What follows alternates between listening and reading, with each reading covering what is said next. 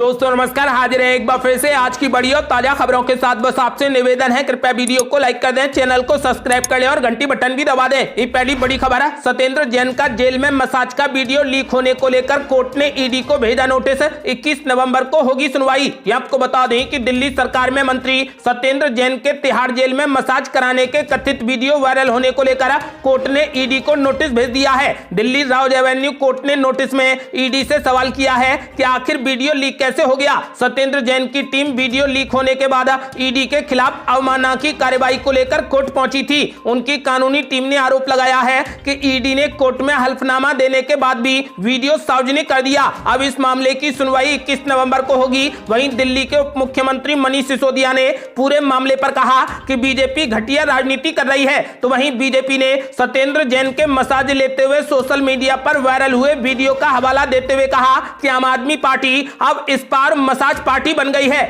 अगली बड़ी खबर, उत्तर प्रदेश की खतौली सीट पर आर पार का मुकाबला, बीजेपी और रालोद में सीधा मुकाबला। ये आपको बता दें कि उत्तर प्रदेश के मुजफ्फरनगर जिले में विधानसभा की 6 सीटें हैं। इनमें पिछले चुनाव में 4 विधानसभा सीटों पर गठबंधन के उम्मीदवारों को जीत मिली। 2 सीट बीजेपी के खाते में गई थी। अब उपचुनाव में खतौली विधानसभा सीट पर बीजेपी का सीधा मुकाबला राष्ट्रीय लोकदल पार्टी से है। पिछले महीने बीजेपी के विधायक विक्रम सिंह को वर्ष 2013 के मुजफ्फरनगर दंगे से जुड़े मामले में दोषी ठहराए जाने एवं 2 साल की सजा दिए जाने के मद्देनजर इस सीट पर चुनाव अनिवार्य हो गया था। आपको बता दें कि खतौली विधानसभा सीट के लिए उपचुनाव 5 दिसंबर को होना है। इस सीट पर बीजेपी की पूर्व विधायक विक्रम सैनी की पत्नी राजकुमारी सैनी का सीधा मुकाबला राष्ट्रीय लोकदल पार्टी के मदन भैया से है। मदन भैया की उम्मीदवारी की घोषणा रविवार को रालोद के आधिकारिक ट्विटर हैंडल से की गई है। आपको बता दें कि इस सीट पर कांग्रेस और बसपा ने अपने प्रत्याशी नहीं उतारे हैं।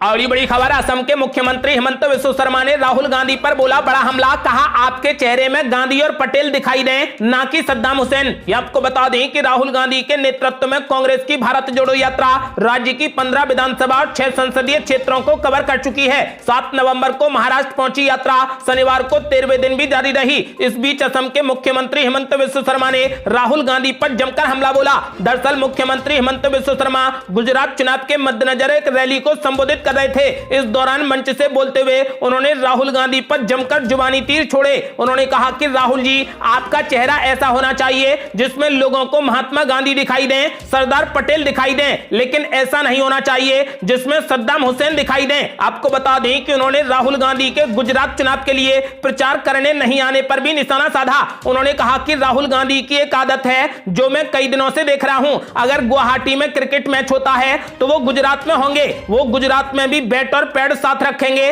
तैयार होते रहेंगे, लेकिन मैदान में नहीं आएंगे। आपको बता दें कि वीर सावरकर पर राहुल गांधी द्वारा निशाना साधे जाने पर भी मुख्यमंत्री हिमंत बिस्वा शर्मा ने कटाक्ष किया है। उन्होंने कहा कि राहुल गांधी को ऐतिहासिक ज्ञान बहुत कम है। हो सकता है कि किसी ने उनके लिए इतिहास पढ़ा हो और उन्होंने खुद इतिहास नहीं पढ़ा हो। उन्होंने सावरकर का अपमान करके घोर पाप किया है। मुझे ऐसा लगता है कि उन्हें इसके लिए राजनीतिक रूप से नुकसान उठाना पड़ेगा। अगली बड़ी खबर, गुजरात विधानसभा चुनाव के दूसरे चरण के लिए अब तक 1112 नामांकन फॉर्म पाए गए वैध। यह आपको बता दें कि गुजरात विधानसभा चुनाव के दूसरे चरण के लिए कुल 1112 नामांकन फॉर्म वैध पाए गए हैं। एक अधिकारी ने शनिवार को बताया कि दूसरे चरण में 5 दिसंबर को जिन 93 सीटों पर मतदान होना है उनके लिए शुक्रवार को नामांकन पत्रों की जांच की गई। राज्य के मुख्य निर्वाचन अधिकारी के कार्यालय से जारी एक बयान में कहा गया कि दूसरे चरण के लिए कुल 1515 फॉर्म प्राप्त हुए, जिनमें से 1112 फॉर्म वैध पाए गए हैं। पहले चरण का मतदान 1 दिसंबर को होगा, जिसमें 89 सीटों के लिए वोट डाले जाएंगे। विधानसभा की सभी 182 सीटों के लिए मतगणना 8 दिसंबर को होगी। वहीं गुजरात चुनाव में सभी पार्टियों ने चुनाव प्रचार और प्रबंधन में अपनी पूरी ताकत झोंक दी है। बीजेपी की तरफ से खुद पीएम नरेंद्र मोदी ने चुनाव प्रचार की कमान संभाल ली है। कांग्रेस भी 27 साल के बाद सत्ता में वापसी करने की हर संभव कोशिश कर रही है। पार्टी के पूर्व अध्यक्ष राहुल गांधी गुजरात में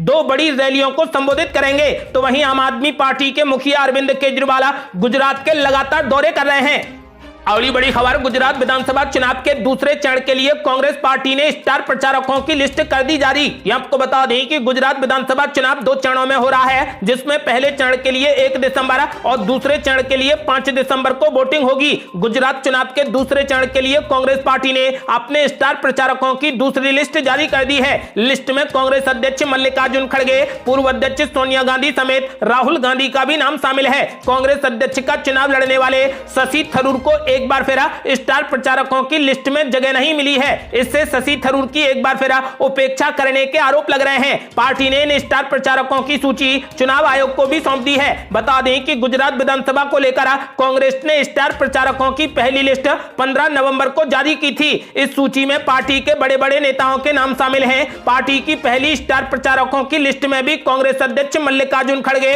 सोनिया गांधी से लेकर राहुल गांधी, प्रियंका गांधी समेत 40 नेताओं के नाम शामिल हैं। आपको बता दें कि शशि थरूर को ना तो पहली लिस्ट में जगह मिली और ना ही उन्हें दूसरी लिस्ट में जगह मिली है। अगली बड़ी खबर, एमसीडी चुनाव को लेकर आम आदमी पार्टी नेता गोपाल राय ने बीजेपी पर बोला बड़ा हमला। कहा बीजेपी के पास मुद्दे ही नहीं, फर्जी स्टिंग और बीमारी के वीडियो के सहारे लड़ रही चुनाव। ये आपको बता दें कि देश की राष्ट्रीय राजधानी दिल्ली में एमसीडी चुनाव को लेकर राजनीतिक दलों ने अपना प्रचार अभियान तेज कर दिया है। इस बीच दिल्ली सरकार में मंत्री गोपाल राय ने भारतीय जनता पार्टी पर निशाना साधा है। उन्होंने कहा कि एमसीडी और गुजरात चुनाव में पहली बार बीजेपी के पास अपना कोई मुद्दा नहीं बचा है। दुनिया की सबसे बड़ी पार्टी इतनी दीनहीन हो चुकी है कि फर्जी वीडियो, फर्जी स्टिंग और बीमारी का वीडियो लेकर आना पड़ रहा है। सत्येंद्र जैन के जेल में मसाज वाले वीडियो पर गोपाल राय ने कहा कि मनीष सिसोदिया ने पूरी बात रख दी है। मैं इतना जोड़ना चाहता हूं कि ऐसा लगता है कि बीजेपी ने चुनाव तक का पूरा शेड्यूल बना रखा है। आपको बता दें कि गोपाल राय ने कहा कि दिल्ली के लोगों से निवेदन है कि अगर एमसीडी में भी आम आदमी पार्टी की सरकार बनती है तो काम ज्यादा होगा, लेकिन पार्षद किसी और पार्टी से होगा तो वो काम नहीं होने देगा।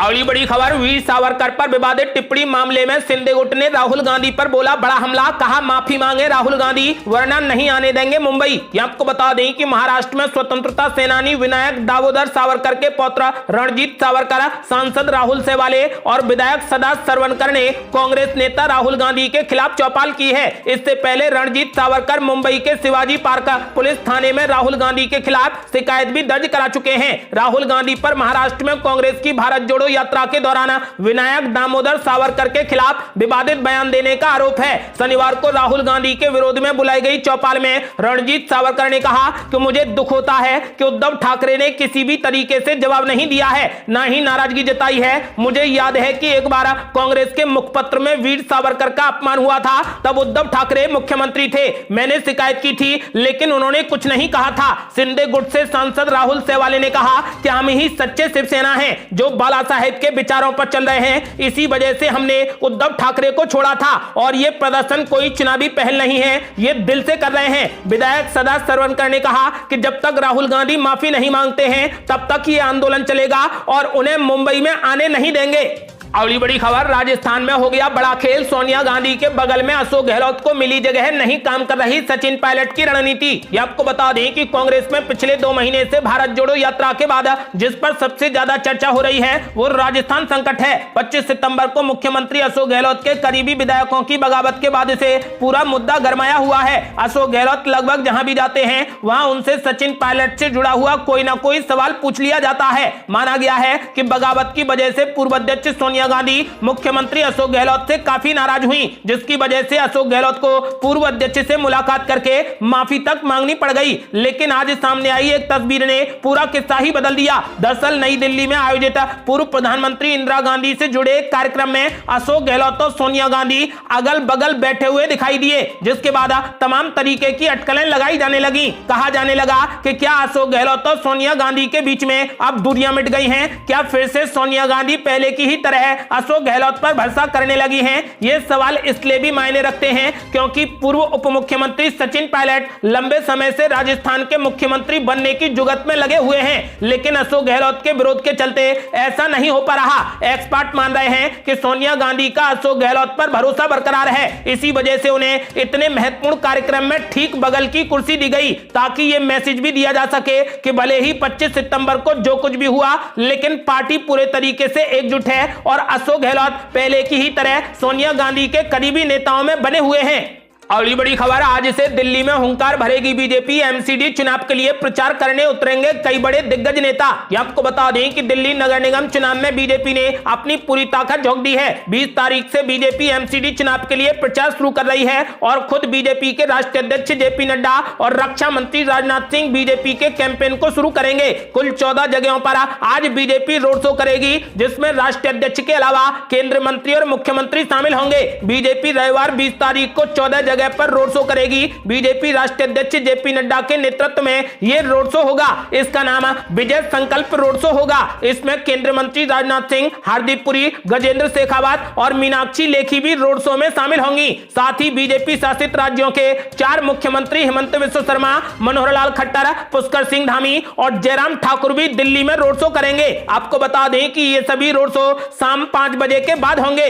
अगली बड़ी खबर, बीजेपी प्रवक्ता की केजरीवाल को ललकार, कहां छिपे हो केजरीवाल, जेल में मसाज लेने वाले मंत्री को करो बर्खास्त। ये आपको बता दें कि दिल्ली की तिहाड़ जेल में बंद दिल्ली सरकार के मंत्री सत्येंद्र जैन का मसाज कराने का वीडियो वायरल हो गया है। यह वीडियो तब सामने आया जब तिहाड़ जेल के अधीक्षक अजीत कुमार को जेल में बंद मंत्री को कथित वीवीआईपी ट्रीटमेंट मुहैया कराने के आरोप में कुछ दिनों पहले ही निलंबित कर दिया गया है। बीजेपी के नेता इस वायरल वीडियो पर आम आदमी पार्टी की सरकार और दिल्ली के मुख्यमंत्री केजरीवाल को घेर रहे हैं और उनसे सत्येंद्र जैन को मंत्रिमंडल से तुरंत बर्खास्त करने की मांग कर रहे हैं। बीजेपी के राष्ट्रीय प्रवक्ता गौरव भाटिया ने प्रेस कॉन्फ्रेंस कर कहा कि सत्येंद्र जैन आज जेल में हैं, लेकिन जेल की कड़ी सुरक्षा को भेद कर सारे नियम कानून को ताक पर रखकर एक भ्रष्ट मंत्री को जेल में सारी सुविधाएं दी जा रही हैं। जेल में एक कैदी को मसाज भी दिया जा रहा है। गौरव भाटिया ने कहा कि आम आदमी पार्टी आज एक इस्पा पार्टी बन गई है। उन्होंने पूछा कि केजरीवाल जी इस मामले में चुप क्यों हैं। उन्होंने आरोप लगाया कि ये आम आदमी पार्टी नहीं है बल्कि बदनाम दाम पार्टी है।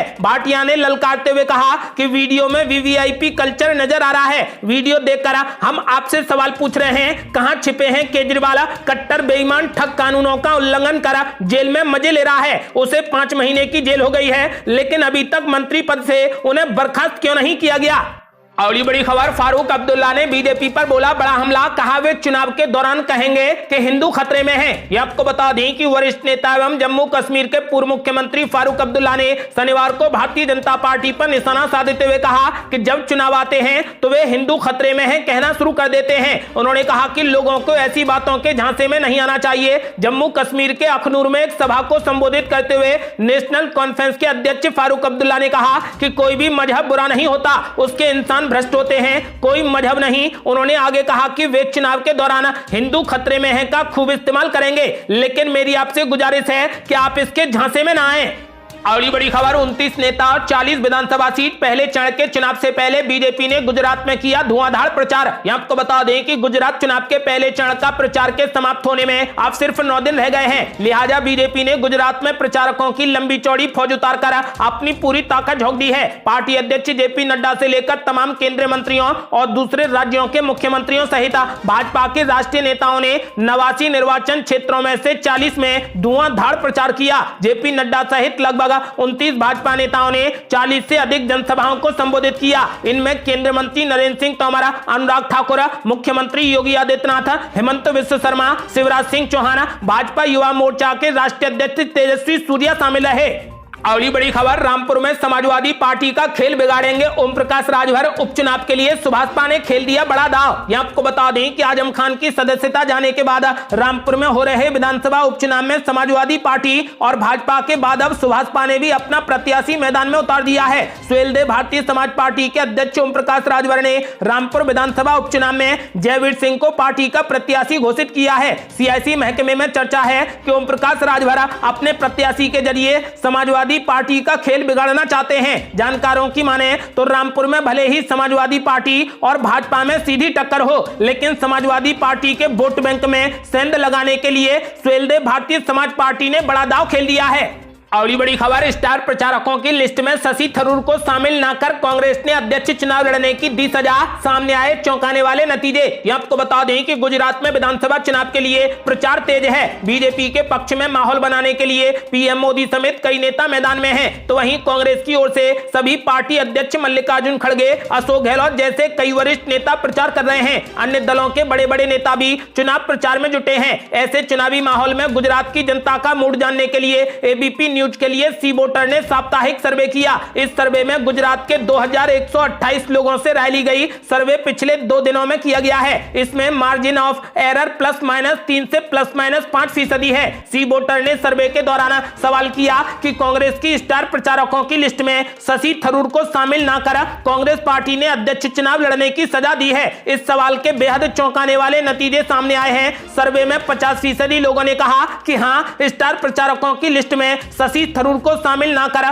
कांग्रेस ने उन्हें अध्यक्ष चुनाव लड़ने की सजा दी है, जबकि 50% लोगों का मानना है कि यह बात पूरे तरीके से सही नहीं है। लेकिन आपका क्या मानना है? क्या वाकई शशि थरूर को अध्यक्ष चुनाव लड़ने की सजा मिली है? अपनी राय हमें वीडियो लाइक कर कमेंट बॉक्स में जरूर दें।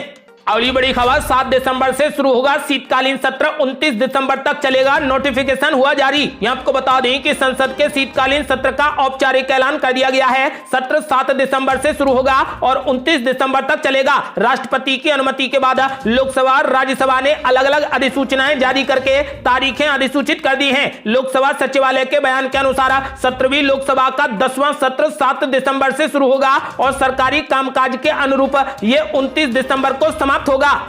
अगली बड़ी खबर, अरुणाचल प्रदेश को पीएम मोदी ने दी बड़ी सौगात। बोले अटकाने, लटकाने और भटकाने का युग चला गया। यहां आपको बता दें कि प्रधानमंत्री नरेंद्र मोदी शनिवार को अरुणाचल प्रदेश पहुंचे। यहां ईटानगर में उन्होंने डोनी पोलो हवाई अड्डे का उद्घाटन किया। यह राज्य का पहला ग्रीनफील्ड हवाई अड्डा है। इसके अलावा पीएम मोदी ने 600 मेगावाट का मैंग जल विद्युत स्टेशन भी राष्ट्र को समर्पित कर दिया। कामेंग पनबिजली परियोजना को पश्चिम कामेंग जिले में 80 किलोमीटर से अधिक क्षेत्र में 8,450 करोड़ रुपए से अधिक की लागत से विकसित किया गया है। इस दौरान केंद्रीय मंत्री किरेन रिजिजू ने कहा कि हमारा सपना था कि हमारे प्रदेश की राजधानी में एयरपोर्ट बने। आज पीएम मोदी के प्रयास से वो सपना साकार हो गया है। उन्होंने इस हवाई अड्डे के निर्माण के लिए विशेष दिशा निर्देश जारी किए थे। आपको बता दें कि इसके बाद ईटानगर में प्रधानमंत्री नरेंद्र मोदी ने लोगों को भी संबोधित किया। उन्होंने कहा कि आप जानते हैं कि हम एक कार्य संस्कृति लेकर आए हैं, जहां पर जिन परियोजनाओं का हमने शिलान्यास किया है उनका उद्घाटन भी हम ही करते हैं। अटकाना, लटकाना, भटकाना, अब ये युग चला गया है। ये थी अब तक की बेहद बड़ी खबरें। आपका क्या मानना है? क्या राहुल गांधी गुजरात में प्रचार करने पहुंचेंगे? अपनी राय हमें वीडियो लाइक कर कमेंट बॉक्स में जरूर दें। यदि आपने अभी तक हमारे चैनल को सब्सक्राइब नहीं किया है तो कृपया चैनल को सब्सक्राइब कर घंटी बटन जरूर दबा दें। जल्दी मिलते हैं बड़ी अपडेट के साथ। तब तक के लिए जय हिंद, जय भारत।